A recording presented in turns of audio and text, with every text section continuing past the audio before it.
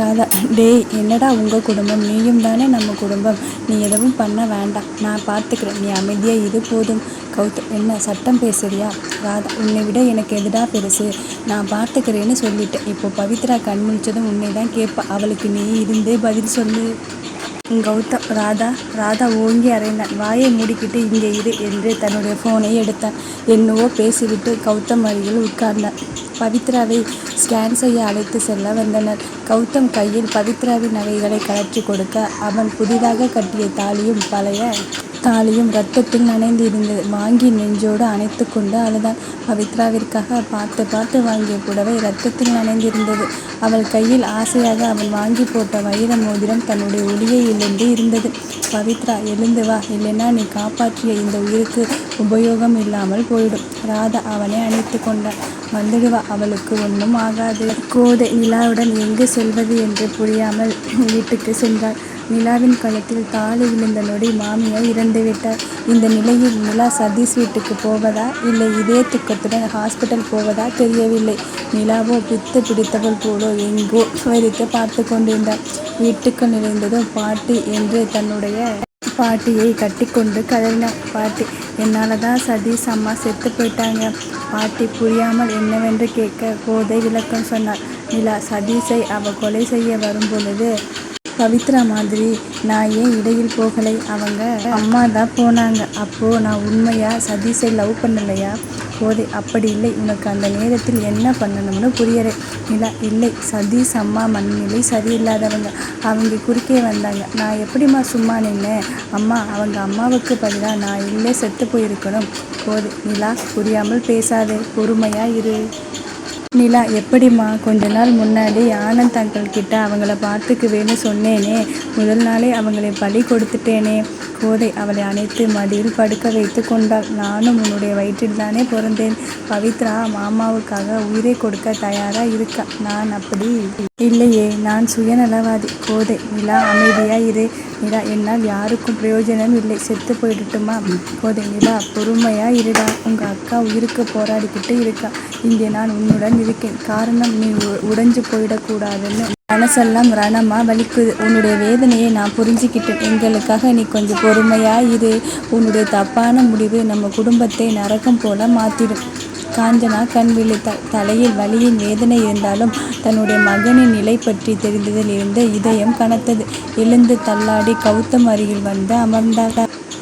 கௌதம் சுய நினைவில் இருந்தால்தானே அவன் அருகில் யார் இருக்கிறார் என்று தெரியும். நீலன் கௌதம் தோளில் கை வைக்க அவனோ எங்கோ விரித்து பார்த்து கொண்டிருந்தான்.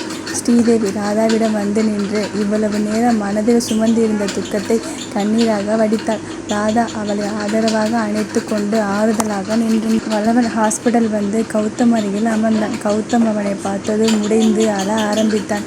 வல்லவன், அக்கா வந்துடுவா தானே? கௌதம், வந்துடுவா, நம்ம விட்டு போக மாட்டான். வல்லவன், அப்புறம் ஏன் அலறீங்க?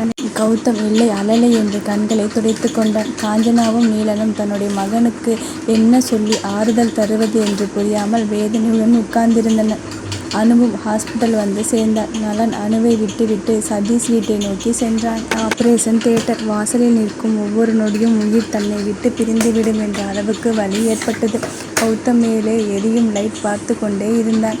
என்னவோ அதுதான் அவனுடைய மூச்சு காற்று போல. நேரம் மலை போல கடக்க சிரமமாக இருக்க மாலை 7 மணிக்கு மேல் அந்த லைட் அணைந்தது. டாக்டர் வெளியே வர கௌதம் அவர் முன் நின்றார். சர்ஜரி சக்ஸஸ், ஆனாலும் அவங்க கண் விழிக்க தாமதமாகும். அப்புறம் சாரி, குழந்தை தானா அபார்ட் ஆகிடுச்சு. கௌதம் குழந்தையை இழந்து விட்டோம் என்ற துக்கத்தில் நெஞ்சடைத்து போனான். பவித்ரா சுகமாக வருவாள் என்ற நம்பிக்கை அவனை தேற்ற அமைதியாக உட்கார்ந்தான். கௌதம், ராதா, எல்லாமே என்னால் தானே. இந்த நாடகத்தில் நிஜமாக ஒரு உயிரை இழந்துட்டோம். என்னுடைய குழந்தையும் போச்சு, அம்மாவுக்கு காயம், எல்லாமே என்னால் தானே. ராதா, விடு, அதையே ஏன் நினச்சிக்கிட்டு இருக்க? இவர்கள் எல்லாம் இவ்வளவு மோசமானவர்களே நமக்கு தெரியுமா என்ன? கௌதம், நேற்று கூட பவித்ரா சொன்னா, இதெல்லாம் வேண்டாம், விட்டுடலாம்னு.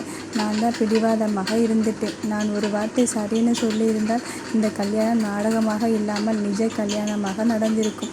பவித்ரா குடும்பம், நம்ம குடும்பம், சதீஷ் குடும்பம் மட்டும் இருந்திருப்போம். இப்படி ஒரு அசம்பாவிதம் நடந்திருக்காது. நான் பெண்கள் தானே என்று அலட்சியமாக இருந்துவிட்டேன். ஆனால் கொலை செய்யக்கூட தயங்க மாட்டார்கள் என்று புரியவில்லை. கோதைக்கு வல்லவன் தகவல் சொல்ல உடைந்து அழுத. நிலா, அம்மா என்னாச்சும்மா? அக்காவுக்கு ஒன்றுமில்லை தானே? அவளுக்கு ஒன்றும் ஆகாது அம்மா என்று அழுதாள். கோதை, குழந்தை இல்லாமல் போச்சு. நிலா அதிர்ந்தாள். இதை அவள் எதிர்பார்க்கவில்லை. நாம் அக்காவை பார்க்க போலாமா? பாட்டியும் கிளம்பினாள். அனைவரும் ஹாஸ்பிட்டல் வந்து சேர கௌதம் ICU வாசலில் நின்று கொண்டிருந்தான். நிலா மாமா என்றால. கௌதம், வா, அக்கா உள்ளே இருக்கா பாரு என்று கண்ணாடியில் இருக்கும் துவாரம் வழியாக பார்க்க சொன்னார். கோதை காஞ்சனாவிடம் கட்டிக்கொண்டு அழுதாள். கௌதம், பவித்ரா நல்லா இருக்க, யாரும் கவலைப்படாதீங்க, உட்காருங்க என்று அமர வைத்து கௌதம் பவித்ராவை பார்த்து கொண்டு நின்றான். ராதா, அவனை வந்து உட்கார சொல்லடா என்று நீலன் சொல்ல, ராதா, பல முறை சொல்லிட்டேன், அவனால் முடியாது, அவன் போக்கில் விட்டுடுங்க. சதீஷ் வீட்டில் அன்றே அவனுடைய அம்மா உடல் தகனம் செய்யப்பட்டு உறவுகள் எல்லாம் கலைந்து சென்றனர். ஹாலில் நடுவில் அம்மாவின் போட்டோ வைத்து தீபம் சுடர்விட்டு கொண்டிருந்தது. முத்து, பவித்ரா ஆபரேஷன் முடித்து ICUக்கு கொண்டு வந்துட்டாங்களாம், குழந்தை கலைஞ்சு போச்சா என்று ஆனந்திடம் சொல்லிவிட்டு முத்து கிளம்பினார். முத்து ஹாஸ்பிட்டல் வந்து சேர கௌதம் நின்றிருந்த இடத்தில் நின்று அவளை எட்டி எட்டி பார்த்து கொண்டே இருந்தார். ராதா, அங்கிள் வாங்க உட்காருங்க. முத்து, இருக்கட்டும் தம்பி, நான் இப்படியே நினைக்கிறேன்.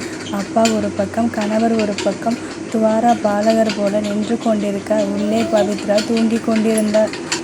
மறுநாள் கண் விழித்தாள். அவளுடைய பார்வை முதலில் தேடியது கௌதமை தான். அவன் வந்து நின்றதும் அவனை நோக்கி கை நீட்டினான். கௌதம் ஓடி சென்று அணைத்து கொண்டான். பவித்ரா, உங்களுக்கு ஒன்றுமில்லை தானே? கௌதம், நீ இருக்கும் வரை எனக்கு ஒன்றும் ஆகாது. பவித்ரா, அத்தை எப்படி இருக்காங்க? கௌதம் காஞ்சனாவை நோக்கி கை காட்ட காஞ்சனா பவித்ரா முன் வந்து நின்றாள். பவித்ரா சிரித்தாள். முத்து முன்னே நிற்க, பவித்ரா, அப்பா. முத்து, குட்டிமா, அப்பாவை பயம் காட்டிட்டியே. அனு, உங்களை மட்டுமா? இங்கே இருப்பவர்கள் எல்லோரையும் பயப்படுத்திட்டு உட்கார்ந்துருக்கா பாரு. பவித்ரா, அனு, நிலா அக்கா. கோதை, பவி, ராதா. பாய்விடால் என்றதும் கௌதம் அவனை நோய்த்தான். பவித்ரா அனைவரையும் பார்த்து சிரித்தாள். தன்னுடைய கணவனை கையை பிடித்து இருக்கினாள். ராதா கண்ணன் மற்றும் மகள்களை முழுவதுமாக அழிக்க என்னென்ன வேலை செய்யணுமோ செய்துவிட்டார். முழுவதுமாக அவர்கள் சாப்டர் க்ளோஸ். கௌதம் மறுநாள் சதீஷை பார்க்க போனார். அம்மா இருந்த பொழுது இருந்த வீடு இல்லை. இப்போது இந்த சில நாட்களில் ஒளி இழந்து இருந்தது. கௌதம், சதீஷ் அம்மா போயிட்டாங்கடா. கௌதம் அவனை அணைத்து கொண்டான். நலன் வீட்டுக்குள் இருந்து வந்தவன், கௌதம், பவி எப்படி இருக்கா? கௌதம் கண்களை துடைத்து கொண்டு, இருக்கா, குழந்தை போயிடுச்சுன்னு புரிஞ்சுக்கிட்டா. நாங்கள் யாரும் இல்லாத பொழுது எங்களுக்கு தெரியாமல் ராத்திரி எழுந்து உட்கார்ந்துக்கிட்டு அழுதுகிட்டு இருக்கா. எங்களை பார்த்தால் சிரிச்ச மாதிரி முகத்தை மாற்றிக்கிறா. அப்படியே இதயத்தை 1000 ஈட்டி வைத்து பிழைப்பது போல இருக்கு. சதீஷுக்கு விவரம் தெரியாததால் நலன் விரிவாக சொன்னான். சதீஷ், சாரிடா. கௌதம், எல்லாத்துக்கும் காரணம் நான் தான். விளைவுகள் இப்படி இருக்குமே நினச்சி கூட பார்க்கலை. ஆனால் என்னை சுற்றி இருந்தவர்கள் எல்லோரும் வேதனைப்பட்டுட்டாங்க. சதீஷ், விடு, இது விதி, யாராலும் மாற்ற முடியாது. கௌதம், நிலா, சதீஷ் அவங்க வீட்டில் தான் இருக்கா, கொஞ்ச நாள் போகட்டும், எல்லாம் சகஜமானதும் கூட்டிட்டு வரலாம்னு இருக்கே. கௌதம் என்று மூவரும் பேசிக்கொண்டிருந்த பவித்ரா உடல் தேறி வீட்டுக்கு வந்து சேர முத்து, கோதை, நிலா, வளவன், பாட்டி அனைவரும் காத்திருந்தனர். ராதாவும் ஸ்ரீதேவியும் அலுவலக காரணமாக சென்றுவிட நீலனும் காஞ்சனாவும் கௌதமும் பவித்ராவுடன் வந்தனர். பவித்ராவை ஓடி சென்று கட்டி கொண்டு வீட்டுக்குள் வைத்தது நிலாதான். பவித்ரா, சதீஷ், நிலா இப்போ வந்துடுவார் என்று அனைவரும் ஹாலில் அமர, காஞ்சனா, நடந்த எல்லாத்துக்கும் மன்னிப்பு கேட்டுக்கிறேன். இப்போதான் எனக்கு புரியுது, அண்ணன்னு நான் உருகியது தப்புன்னு. முத்து, நாம் மட்டும் என்ன அவன் இப்படி நடந்துக்குவான்னு நினச்சோமா என்ன? சின்ன வயசு நட்புன்னு நினச்சிட்டு இது நாள் வரை வாழ்ந்தாச்சு. அவனும் சரியில்லை, அவனுடைய பெண்களை வளர்த்ததும் சரியில்லை. யாராவது அத்தனை பேருக்கு நடுவில் கத்தி எடுத்துட்டு குத்த வருவார்களா?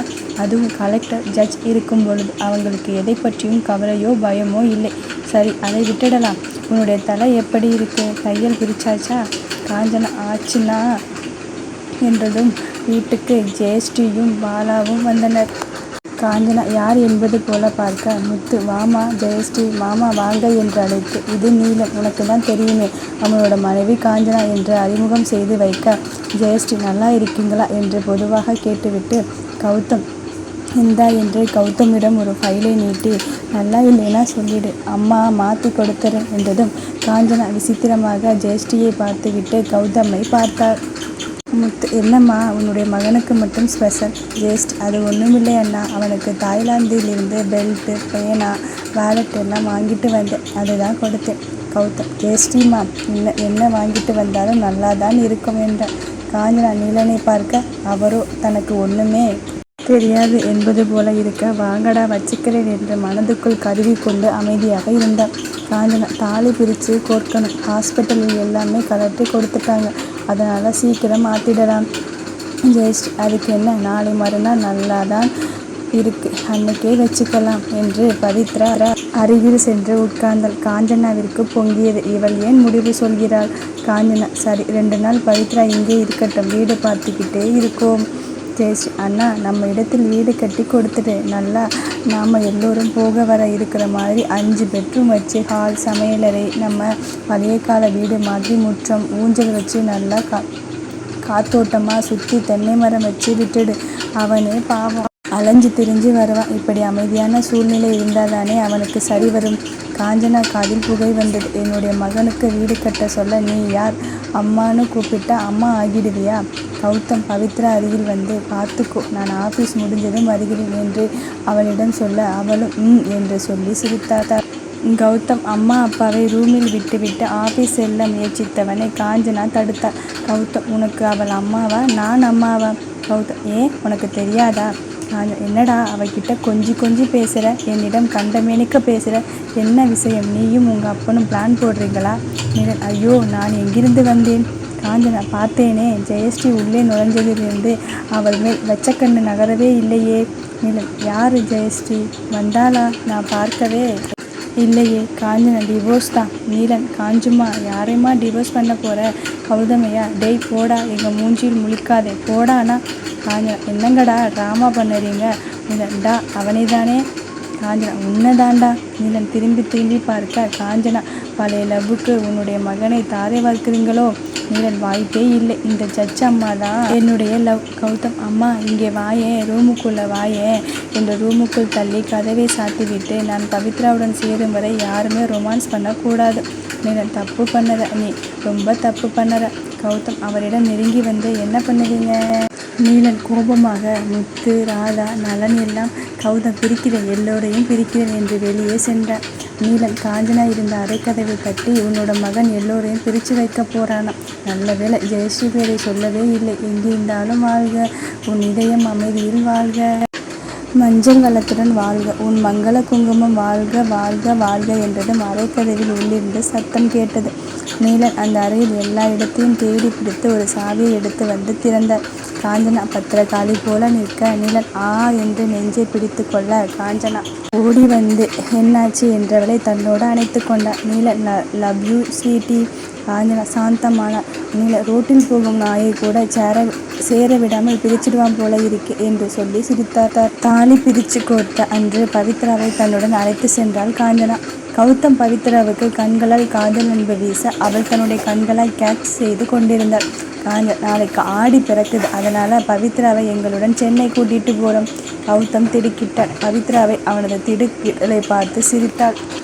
காஞ்சனா ஐயா என்ன மூஞ்சி அப்படி ஆகுது? இங்கே அவங்க அம்மா வீட்டில் விட்டுட்டு போனால் நீ சேட்டை செய்துடுவேன். 1 மாதம் முழுசாக பவித்ராவை நீ கண்ணால் கூட பார்க்கக்கூடாது. கௌதம் அம்மா this is nonsense. Kanchana yes but எனக்கு பிடிச்சிருக்கு, அவளும் உடம்பு தேறி வரட்டும். கௌதம் நான் ஒப்புக்கொள்ள மாட்டேன். காஞ்சனா உங்ககிட்ட தகவல் தான் சொன்னோம். கௌதம் நான் அவளுடைய புருஷன், எனக்கு தான் அவள் மேல் முழு ரைட்ஸ் இருக்குது, அவள் என்ன பண்ணணும்னு நான் தான் சொல்லணும். காஞ்சனா அப்படியா? பவித்ரா நீ சொல்லுமா, உனக்கு நான் வேணுமா அவன் வேணுமா? பவித்ரா நீங்கள் தான் அத்தை என்று யோசிக்காமல் சொன்னார். கௌதம் பவித்ராவிடம் நெருங்கி வந்து மண்டியிட்டு அவளுடைய உயரத்துக்கு அமர்ந்து ரவி உன்னால் என்னை பார்க்காமல் இருக்க முடியாது, அப்புறம் அழுவ, காய்ச்சல் வரும், உடம்புக்கள் முடியாமல் போகும், பாரு இவங்க வயசானவங்க, அவங்களால் உன்னை பார்த்துக்க முடியாது, நான் கூட இருந்ததானே உன்னால் நிம்மதியாக இருக்க முடியும். பவித்ரா இல்லை, அங்கே நல்ல ஐடி கம்பெனி, வாசலில் நின்றுக்கிட்டு அழகாக ஒரு கூல்ட்ரிங்க்ஸ் வாங்கி ஸ்டாப் போட்டு உறிஞ்சிக்கிட்டே நல்ல பாய் சைட் அடிக்கலாம்னு அத்தை சொன்னாங்க. எனக்கும் போர் அடிக்கும் இல்லை. கௌதம் என்னடி சொன்னால் உன்னை? காஞ்சனா ஸ்டாப். நானும் அவளும் அம்மா பொண்ணு மாதிரி அழகாக ட்ரெஸ் பண்ணிக்கிட்டு சென்னை ஒரு கலக்க போகிறோம். Meet in the YouTube videos. Neelan Gautham அம்மா ஆசைப்படுறா, உங்கள் அண்ணியால் எதுவும் பண்ண முடியாது, அவளுடைய பதவி மற்றும் கர்ப்பவதி, விடு, பவித்ராவாவது கொஞ்ச நாள் அவளுடைய பொண்ணாக இருந்துட்டு போகட்டுமே. கௌதம் கையை தூக்கி கொண்டான். ஓகே ஓகே ஓகே என்று கத்திவிட்டு சென்றான். திரும்பி வந்து நான் கல்யாணம் பண்ணிக்கிட்டது எனக்கு பொண்டாட்டியாக இருக்க இல்லை, உங்களுக்கு மகளாக இருக்க நடத்துங்க என்று கதவை அரைந்து சாத்திவிட்டு சென்றான். கௌதம் ஆடி முடிந்து மனைவி அழைத்து வர சென்னை செல்ல நீலன், நானே உனக்கு ஃபோனில் கூப்பிடணும்னு நினச்சேன். அவங்க ஊர் பண்டிகையாம். இப்போதான் முத்து வந்து கூட்டிகிட்டு போனான். அதுவும் இல்லாமல் ஆடி மாதம் முடிந்ததும் நீ அவங்க வீட்டில் இருந்து தானே அழைச்சிட்டு போகணும். ஆமாம், வீடு பார்த்துட்டியா? கௌதம் எரிச்சலாக, எதுக்குன்னு கேட்குறேன். வீடா வீடு, கண்ணுலையாவது என்னுடைய பொண்டாட்டியை காட்டுங்க, தூரத்தில் இருந்து பார்த்துக்கிறேன். நீலன், வீடா? இன்னும் ஒரு வாரத்தில் அவங்களே கூப்பிடுவாங்க. கௌதம் சந்தோஷம். இன்னும் ஒரு வாரம். காஞ்சனா, அடடா, இந்த வருடத்தில் இருந்து கொலு வைக்கலாம்னு நானும் பவித்ராவும் முடிவு பண்ணி இருக்கும். ஆவணி முடிஞ்சு புரட்டாசி மாதம் முழுசா வேலை இருக்குது. அதுக்கப்புறம் தலை தீபாவளி. சரி, அவங்க பவித்ராவை எவ்வளவு நாள் கழிச்சு அனுப்புறேன்னு சொன்னாங்க. நீலன், ஒரு வாரம். காஞ்சனா, சரி, நான் இந்த வாரம் அங்கே போயிட்டு கூட்டிகிட்டு வந்துடுறேன். ஷாப்பிங் போகணும். இங்கே வீதியில் எல்லாம் குரூப் தொடங்கி இருக்கும். கொலு போட்டி இருக்குது. அதுக்கெல்லாம் நிறைய வேலை இருக்குது. கௌதம், எல்லோரும் சேர்ந்து என்னுடைய பொறுமையை சோதிக்கிறீங்க. இப்போ சொல்லுறேன், என்னுடைய பொண்டாட்டியை நானே கடத்துறேன். உங்கள் யார் கண்ணிலும் சிக்காமல் வச்சுக்கிறேனா இல்லையான்னு பாருங்கள். காஞ்சனா, கடத்தலா? ரவுடி பையன் மாதிரி பேசாது. கௌதம் முடிஞ்சது கதை என்று கிளம்பினான். தலை தீபாவளி அது இதுன்னு சொல்லி 4 மாதங்களாக இழுக்கடித்த பிறகு கௌதம் பவித்ராவுடன் அமெரிக்கா பறந்தார். பவித்ரா, என்னங்க இது, யாரிடமும் சொல்லாமல் கொள்ளாமல் இப்படி கிளம்பணுமா? கௌதம், என்ன பண்ண சொல்லுற? உன்னை தனியாக பார்த்து பேசி எத்தனை நாளாச்சு தெரியுமா? ஆடிங்கிறாங்க, ஆவணின்னு சொல்லுறாங்க, புரட்டாசி, ஐப்பசி, என்ன தமிழ் மாதம் பேரெல்லாம் சொல்லி தருகிறீர்களா? பவித்ரா, அதுக்காக இப்படியா? கௌதம், குட்டச்சி, நீயே சொல்லு, நான் கூட்டிகிட்டு போகிறது உனக்கு சந்தோஷம் தானே? எதுக்குடி நடிக்கிற? பவித்ரா அவன் மார்பில் சாய்ந்தான். கௌதம், 2 வருடம் நீ எனக்கு மட்டும்தான். பவித்ரா, வாட்? கௌதம், ஆமாம், அவங்க கண்ணிலே உன்னை காட்ட மாட்டேன். பவித்ரா, இந்த ஆஃபீஸ் பிஸ்னஸ் கௌதம் எல்லாம் அங்கிருந்து பார்த்துக்கலாம். பவித்ரா கெஞ்சலான குரலில், கௌதம் மாமா. கௌதம், உன்னுடைய எந்த ஆக்டும் ஒத்து வராது. முழுசாக 3 மாதமாக எங்கள் அம்மா அப்பா இவங்க கூடவே சுற்றிக்கிட்டே இருக்கு. அப்புறம் எதுக்கடி கல்யாணம் பண்ணின? பவித்ரா, கௌதம் மாமா. கௌதம், சொல்லிட்டேன் இல்லை, என்ன கொஞ்சம்? பவித்ரா, கௌதம் மாமா. கௌதம், என்ன சொல்லி தொலை. இல்லை, பவித்ரா, நீங்கள் என்னை ட்ரெஸ் பேக் பண்ண சொல்லும் பொழுதே காஞ்சனா அத்தை, எங்கள் அம்மா, ஜெயஸ்ரீ அத்தை எல்லோரிடமும் சொல்லிட்டு தான் வந்தேன். கௌதம், மீன்ஸ் பவித்ரா அவங்களுக்கும் போர் அடிக்குதுன்னு அதோ அந்த சீட்டில் உட்காந்துக்கிட்டு நம்ம கூடவே ட்ராவல் பண்ணுறாங்க. கௌதம் தலையில் அடித்து கொண்டு ஓடி போயிடு. பவித்ரா, நான் என்ன பண்ணட்டும்? எப்பவும் என் மேலே குறை சொல்லிக்கிட்டே இருக்கீங்க. கௌதம், சதீஷ்னு ஒரு பண்ணி இருந்தால் தெரியுமா? அவனோட பொண்டாட்டி உன்னோட தங்கச்சி 3 மாதம் கர்ப்பமாக இருக்கா. நலன் ஒரு துரோகி இருந்தா இல்லை, அவன் பொண்டாட்டி. ஆனால் 4 மாதம். நீ கடந்த 3 மாதமாக என்னை நெருங்க விட்டியா? அதுக்கு மேலே உங்கள் அம்மா அத்தைகள் மொத்தமாக 4 நாள் தாண்டி உன்னை என்னுடன் படுக்கவே விட்டாங்க. அதிலும் 9 மணிக்கு தூங்கி என்னுடைய கழுத்தை அழுத்திய ஞாபகம் இருக்கா? கௌதம், நான் இனிமேல் தூங்கவே மாட்டேன். ஓகே, கோவப்படாதீங்க. கௌதம், யார் இருந்தால் என்ன? அவங்க கண்ணை மூடிக்கட்டும். முதலில் அமெரிக்காவில் இறங்கியதும் ரூமில் நுழைந்ததும் என்னுடைய வேலையை காட்டிடுவேன். பவித்ரா, ப்ளீஸ் வேண்டாமுங்க. இனிமேல் 9 மணிக்கு தூங்கவே மாட்டேன். ப்ராமிஸ். கோவப்படாதீங்க. பெரியவர்களுக்கு முன் எதுவும் அசிங்கமாக செய்திடாதீங்க. கௌதம் முகத்தை திருப்பி கொண்டான். கொஞ்ச நேரத்தில் பவித்ரா இருக்கை காலியாகி அங்கே நீலன் வந்து உட்கார்ந்தார். கௌதம் பக்கத்தில் கூட உட்கார்ந்துக்கிட்டு போகக்கூடாதா? பவித்ரா தான், நீ ஏதோ கோபப்பட்ட முகத்தை திருப்பிக்கிட்டேனே என்னை இங்கே அனுப்பிட்டா. என்னுடைய பொண்டாட்டி கூட அவள் ஜாலியாக பேசிக்கிட்டு வருகிறாள் என்று சலித்து கொள்ள, கௌதம், அப்பா சத்தியமாக பயங்கரமாக சத்தம் போட்டு கத்தணும் போல இருக்குது. என்னுடைய பொறுமை இழந்துட்டேன். நீங்கள் எல்லோரும் சேர்ந்து அவளை டிவோர்ஸ் பண்ண வச்சிடாதீங்க. நீலன் அவன் தோலை தட்டி, சரி, நான் இங்கே வந்து உட்கார்ந்த காரணம் சொல்லிட்டேன். நீ அமெரிக்கா கிளம்புறேன்னு சொன்னதும் எங்களுக்கு சந்தோஷமாக தான் இருந்தது. பவித்ராவிற்கு ஒரு புதிய சூழல் தேவைப்படுது. ரொம்ப பயந்து இருக்கிறார். கௌதம் நீலனை பதற்றத்துடன் பார்க்க, இந்த சில நாட்களாக அவளுடைய மனநிலை சரியாக இல்லை. உடலில் ஏற்பட்ட காயத்தை விட அவள் மனதில் ஏற்பட்ட காயத்துக்கு என்ன மருந்துன்னு புரியலை. இடம் மாற்றம், கோயில், குளம், என்னென்னவோ செய்தாச்சு. அவளுக்கு உன்னை பார்த்ததும் ஒரு பதற்றம். உன்னை யாராவது ஏதாவது செய்துடுவாங்களோன்னு பயம். நாங்கள் சொல்லி பார்த்தோம், ஹாஸ்பிட்டல் கூட்டிகிட்டு போனோம். இப்போ கூட உனக்கு ஏதாவது ஆயிடும்னு தான் எங்களை கூட்டிகிட்டு சுற்றிக்கிட்டு இருக்கா. கௌதம் தலையில் பிடித்து கொண்டான். அவளுடைய உடம்பு சரியாகிடுச்சுன்னு நினச்சி, ஆனால் அவளுடைய மனதில் இவ்வளவு பெரிய தாக்கம் இருக்கும்னு நினைக்கவில்லை. அவள் மென்மையானவள். தைரியமாக எல்லா சிக்கலையும் அவளால் கடந்து வர முடிந்தது. ஆனால் நீ அவளுக்கு எப்படி சொல்ல? அவளுடைய உயிரை விட அதிகமாக உன்னை நேசிக்கிறாள். கௌதம், தெரியும்பா. நீலன், பார்த்துக்கோ, நான் போயிட்டு அவளை அனுப்புகிறேன். பவித்ரா அவன் அருகில் வந்து உட்கார்ந்ததும் அவளை தூக்கி மடியில் வைத்து கொண்டான். பவித்ரா மெல்லிய சத்தமிட்டாள், லவ் யூ டி பொண்டாட்டி. அமெரிக்காவில் இறங்கி கௌதம் வீடு பார்த்து செட்டில் ஆனதும் மற்றவர்கள் கிளம்ப உட்கார்ந்து ஓவென்று அழுதாள். எதுக்கு என்னை விட்டுட்டு போறீங்க? இன்னும் கொஞ்ச நாள் இருக்கலாம் தானே, ப்ளீஸ் ப்ளீஸ் என்று கெஞ்ச ஆரம்பித்தார். காஞ்சனா, பவி ஸ்ரீதேவிக்கு பிரசவ நேரம் நெருங்கிடுச்சு, அவளையும் பார்க்கணும் தானே. உன்னை உன்னுடைய புருஷன் பத்திரமா பார்த்துக்குவான். கௌதம், பவி உனக்காக மற்றவர்களை சிரமப்படுத்துவது சரியா? உன்னுடைய பிரச்சனையை பார்த்துக்க நான் இருக்கேன். அவங்க கிளம்பும் நேரத்தில் அழலாமா? பவி, சரி அழலை, ஆனால் இங்கே இருங்களே. கௌதம், பவி அவங்களுக்கு வேலை இருக்குதானே. பவி, என்னுடன் கொஞ்ச நாள் தானே இருக்க சொல்லுறேன். கௌதம் கோபத்தில் பவி என்று கையை ஓங்கினான். பவித்ரா நடுங்கி போனாள். கௌதம் தன்னுடைய கோபத்தை நினைத்து தன்னை தானே நொந்து கொண்டான். பவித்ரா அதற்கு பிறகு எதுவும் பேசவில்லை. அனைவரும் கிளம்ப பவித்ரா தன்னுடைய அறையில் நுழைந்து கொண்டு அழுதாள். கௌதம், நான் பார்த்துக்கிறேன், நீங்கள் கிளம்புங்க. முத்து, கௌதம் அடிச்சிடாதேப்பா, வலி தாங்க மாட்டா. கௌதம், இல்லை மாமா, நான் அவளை அடிப்பேனா?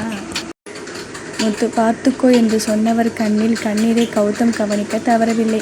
அனைவரும் கிளம்பியதும் பவித்ரா அறைக்குள் நுழைந்து சாரிடி பார்பிடாள். பவித்ரா சுருண்டு படுத்து கொண்டாள். கௌதம் அவள் அறையில் சென்று, எனக்கு நிறைய பாடி கார்ட்ஸ் இருக்காங்க, பயங்கர உயரமா பலசாலியா, பார்க்கிறாயா? பவித்ரா நிமிர்ந்து அவளை பார்த்த. கௌதம் பொய் சொல்லலை, பார் என்று ஃபோனில் சிலரின் ஃபோட்டோவை காண்பித்தார். என்னை யாரும் நெருங்கவே முடியாது. இதை விடு, உன்னோட கௌதம் மாமா கும்ஃபு சாம்பியன் தெரியுமா? பவித்ரா, சும்மா வாய்தான். கௌதம், நிஜம் தாண்டி. பவித்ரா, எனக்கு அழுகையாக வருது. கௌதம், எதுக்கு? பவித்ரா, நீங்கள் இப்போது அடிக்க பார்த்தீங்க இல்லை? கௌதம், உன்னுடைய மனசில் கை வைத்து சொல்லு, உன்னிடம் நான் அடி வாங்கி இருக்கேனா? இல்லை. என்னிடம் நீ அடி வாங்கி இருக்கியா? என்னுடைய உடம்பு முழுக்க காயத்தை தழும்ப என்னால் காட்ட முடியும். பவித்ரா, உங்களுக்கு ஒன்றும் ஆகாது தானே? அன்னைக்கு அவள் உங்களை குத்தி இருந்தால் சதீசம்மா மாதிரி நீங்களும். கௌதம், லூசு, அவள் ஜெயிலுக்கு போயிட்டா. இங்கே யார் எனக்கு எதிரி இருக்காங்க சொல்லு? எனக்கு இருக்கும் ஒரே எதிரி நீ தான். ஆனால் நான் தான் உன்னோட காலில் விழ தயாராக இருக்கேனே. பவித்ரா, என்னுடைய கண் பார்வையில் தான் இருக்கணும். கௌதம், சரிங்க மகாராணி என்று அவளை அணைத்து கொண்டு, முதலில் உன்னை கல்யாணம் செய்துக்கும் பொழுது இப்படி ஒரு வாழ்க்கை எனக்கு கிடைக்கும்னு நினைச்சு கூட பார்க்கவில்லை. ஆனால் நீ ஹாஸ்பிட்டலில் படுத்திருக்கும் பொழுது உயிர் போயிட்டு வந்தது. இதுக்கு என்ன அர்த்தம்? பவித்ரா, இது ஒரு விதமான உறவு. இது நம்பிக்கை, பாசம் எல்லாமே அதிகம். இதை பற்றி வார்த்தைகளில் விவரிக்க முடியாது. பவித்ராவின் மனதை இயல்புக்கு கொண்டு வர கொஞ்சம் சிரமப்பட்டார். இரவில் எழுந்து உட்கார்ந்து அழுவது, ஜன்னல் கதவு சாத்தி இருக்கா என்று பார்ப்பது, வீட்டு கதவை அடிக்கடி சென்று பார்ப்பது, கௌதமை கட்டி கொண்டு இரவு முழுவதும் தூங்காமல் இருப்பது என்று ஒரு நம்பகம் இல்லாத வாழ்க்கையிலிருந்து அவளை மீட்டு வந்தான். நலன், பையன் பிறந்த நாள் பார், ஃபோட்டோ அனுப்பி இருக்கான். அப்போ அடுத்த மாதம் நிலா பையனுக்கு பிறந்தநாள் வரும் இல்லை? ஆமாம், 2வது பிறந்தநாள். பவித்ரா, நாம் இந்தியா போகலாமா? கௌதம், எதுக்கு? பவித்ரா, அத்தைக்கிட்ட ஒரு விஷயம் சொல்லணும். கௌதம், ஃபோன் போட்டு சொல்ல முடியாதா? பவித்ரா, முடியாதே. கௌதம், உன்னுடைய விளையாட்டுக்கு எனக்கு நேரமில்லை, நான் ஆஃபீஸ் போயிட்டு வருகிறேன். பவித்ரா வாய் சொல்லிவிட்டு ஒரு காகிதத்தில், லூசு மரமண்ட, நீ அப்பாக போகிற, நான் டாட்டா என்று எழுதி வைத்துவிட்டு இந்தியா கிளம்பினார். கௌதம் வீட்டுக்கு வந்ததும் வீடு முழுக்க பவித்ராவை காணாமல் ஃபோன் போட, ஃபோன் சுவிட்ச் ஆஃப். கடைக்கு போயிருப்பாளோ என்று வெளியே கிளம்ப கண்ணாடியில் என்னவோ எழுதியிருப்பது தெரிந்தது. கௌதம் அதை பார்த்து சிரித்தான். அடுத்த விமானத்தில் தானும் கிளம்ப கோவை ஏர்போர்ட் வந்ததும் பவித்ராவுக்கு ஃபோன் செய்தான். மகளே, இன்னும் 10 நிமிடம், உன்னை என்ன பண்ண போறேன்னு பார் என்று மிரட்டி ஃபோனை வைத்தான். அவள் வீட்டுக்கு வந்து தன்னுடைய மனைவியை மட்டும் பார்க்கவே முடியவில்லை. அந்த கூட்டத்தில் பொறுமையின்றி ஏய் பொண்டாட்டி என்று கத்த வல்லவன், என்னம்மாம்மா அக்காவை தேடுறீங்களா? வெளியே போயிருக்காங்க. ஆனால் இதை காண்பித்தால் எங்கே போயிருக்காங்கன்னு உங்களுக்கு தெரியும்னு சொன்னாங்களே என்று கௌதம் கையில் எதையோ திணிக்க, அது அவளுக்கு முதலில் வாங்கி கொடுத்த மோதிரம். அதை கையில் பிடித்து கொண்டு மருதமலை நோக்கி காரை விரட்டினார். சன்னதியில் ஓரத்தில் பவித்ராவை பார்க்க அவளிடம் ஓடி சென்றான். பவித்ரா அவனுடைய நெற்றியில் விபூதி வைத்துவிட்டு, நீங்கள் அப்பாவாக போறீங்க, போன முறை பொய் சொல்லி மறைத்தேன் ஆனா என்று நிறுத்தினார். இந்த முறை முருகன் அருளால் நல்லபடியாக குழந்தை பிறக்கும். கௌதம், ஆமாம். இருவரும் கைகோர்த்து நடந்தனர். இருவருக்குள்ளும் இருக்கும் அன்பை எந்த இடத்திலும் அவர்களை தோற்க விடாமல் ஜெயிக்க வைக்கும். அவர்கள் செல்லும் இடமெல்லாம் அன்பும் இன்பமும் பரவட்டும்.